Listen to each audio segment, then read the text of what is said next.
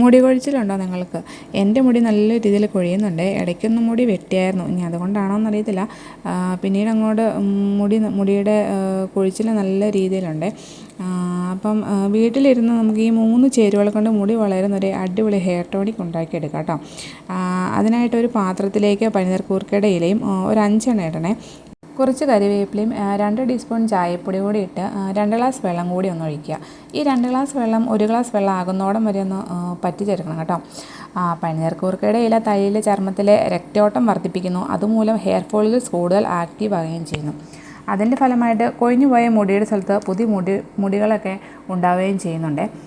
കറിവേപ്പിലയുടെ പോഷകങ്ങൾ മുടിയുടെ വേരുകൾ ബലപ്പെടുത്താൻ സഹായിക്കുന്നു. ഇങ്ങനെ തിളപ്പിച്ച് പറ്റിച്ചെടുത്ത വെള്ളം നമുക്കൊന്ന് അരിച്ചെടുക്കാം. എന്നിട്ട് തലയിൽ നന്നായിട്ടൊന്ന് തൂത്തുകൊടുക്കണം കേട്ടോ.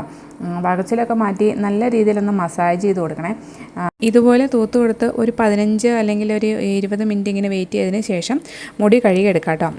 ഇതുപോലെ മുടിയുടെ വീഡിയോയുമായി ഞാൻ ഇനിയും വരുന്നതായിരിക്കും. കാണാൻ മറക്കല്ലേ. ഈ ഒരു കൊച്ചു വീഡിയോ ഇഷ്ടമായാലും ഫോളോ ചെയ്യാനും ഷെയർ ചെയ്യാനും മറക്കല്ലോ കേട്ടോ.